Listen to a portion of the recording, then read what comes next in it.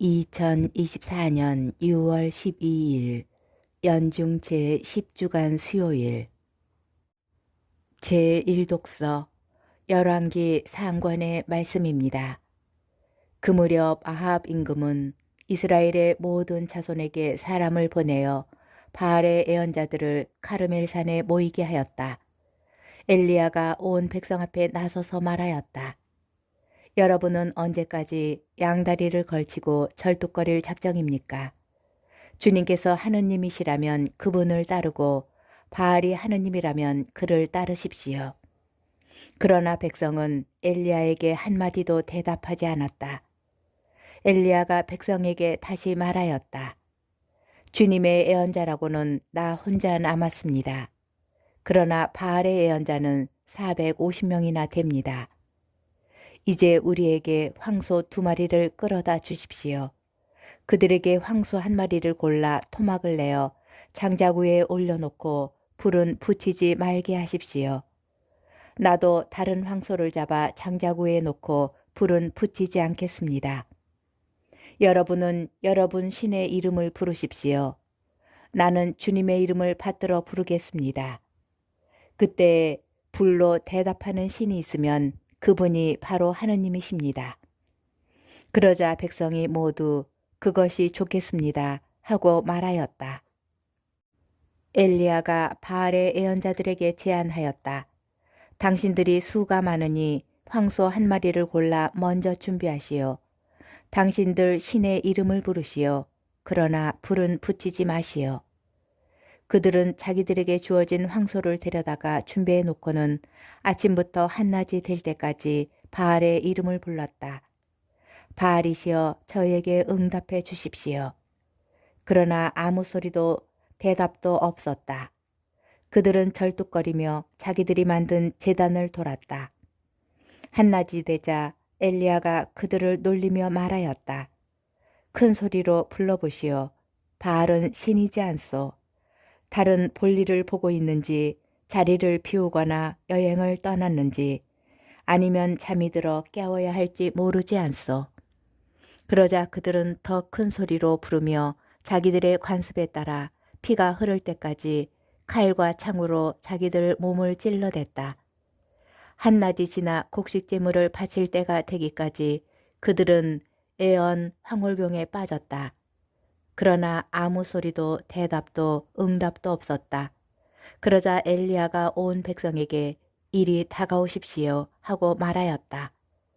백성이 모두 다가오자 그는 무너진 주님의 제단을 고쳐 쌓았다.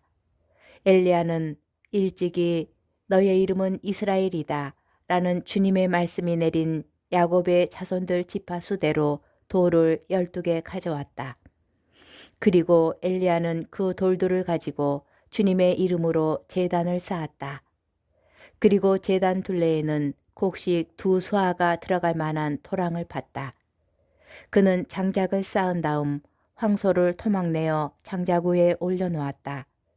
그러고 나서 물을 4항아리에 가득 채워다가 번제물과 장작 위에 쏟으시오 하고 일렀다. 그런 다음에 그는 2번째도 그렇게 하시오 하고 말하였다. 그들이 2번째도 그렇게 하자 엘리야는 다시 3번째도 그렇게 하시오 하고 일렀다. 그들이 3번째도 그렇게 하였을 때 물이 제단 둘레로 넘쳐 흐르고 도랑에도 가득 찼다. 곡식 제물을 바칠 때가 되자 엘리야 예언자가 앞으로 나서서 말하였다. 아브라함과 이삭과 이스라엘의 하느님이신 주님, 당신께서 이스라엘의 하느님이시고 제가 당신의 종이며 당신의 말씀에 따라 제가 이 모든 일을 하였음을 오늘 저들이 알게 해주십시오. 저에게 대답하여 주십시오. 주님, 저에게 대답하여 주십시오. 그리하여 주님, 이 백성이 당신이야말로 하느님이시며 바로 당신께서 그들의 마음을 돌이키게 하셨음을 알게 해 주십시오. 그러자 주님의 불길이 내려와 번제물과 장작과 돌과 먼지를 삼켜버리고 도랑에 있던 물도 핥아버렸다. 온 백성이 이것을 보고 얼굴을 땅에 대고 엎드려 부르짖었다. 주님이야말로 하느님이십니다. 주님이야말로 하느님이십니다. 주님의 말씀입니다. 복음, 마테오 복음 5장 17절에서 19절의 말씀입니다. 그때 예수님께서 제자들에게 말씀하셨다. 내가 율법이나 예언서들을 폐지하러 온 줄로 생각하지 마라. 폐지하러 온 것이 아니라 오히려 완성하러 왔다.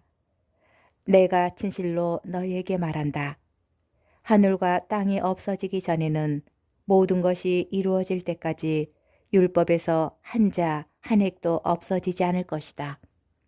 그러므로 이 계명들 가운데에서 가장 작은 것 하나라도 어기고 또 사람들을 그렇게 가르치는 자는 하늘나라에서 가장 작은 자라고 불릴 것이다. 그러나 스스로 지키고 또 그렇게 가르치는 이는 하늘나라에서 큰 사람이라고 불릴 것이다. 주님의 말씀입니다. 오늘의 묵상. 오늘 복음에서 예수님께서는 율법을 완성하러 오셨으며 모든 것이 이루어질 때까지 율법에서 한 자 한 획도 없어지지 않을 것이다 라고 이르십니다. 우리는 율법이라는 말에 반감을 가지게 되지만 사실 예수님께서는 규칙과 명령을 맹목적으로 따르는 율법주의를 비난하셨지 율법 자체를 반대하시지는 않으셨습니다. 율법의 참된 의미와 목적은 뒤로 한 채 조항을 지키는 것 자체에서만 의미를 찾고 그로써 하느님께 무엇을 얻을 수 있다고 여기는 율법주의는 두려움과 편협함과 완고함을 낳을 뿐 우리를 하느님께 이끌지 않습니다. 주님께서는 율법 없음도 경계하십니다. 율법의 폐지를 바라는 사람들은 법은 필요 없고 사랑하는 능력만 있으면 된다고 생각합니다. 이 생각은 반은 맞고 반은 틀립니다. 물론 사랑하는 사람은 법이 필요 없습니다. 사랑하는 마음이 곧 법이 되기 때문입니다. 아우구스티노 성인의 유명한 문장인 사랑하라 그리고 원하는 대로 하라가 그러한 뜻입니다. 그러나 사랑하는 마음을 지녔다고 하는 사람이 사랑으로 말미암은 사랑의 법을 꺼리고 거기에 자신이 얽매여 있다고 여긴다면 사랑하고 있지 않음을 스스로 보여주는 것입니다. 실제로는 자신 안에 사랑이 없으면서도 율법이 필요 없다고 하는 사람은 자신의 의지와 자기만족에 기울이게 됩니다. 이기적인 자아추구를 사랑하는 마음으로 미워하면서 율법을 없애버리려 하는 것입니다. 우리는 규정에 지나치게 얽매이는 율법주의와 내적인 기준을 없애고 무분별한 자유를 바라는 율법 없음을 모두 경계하여야 합니다.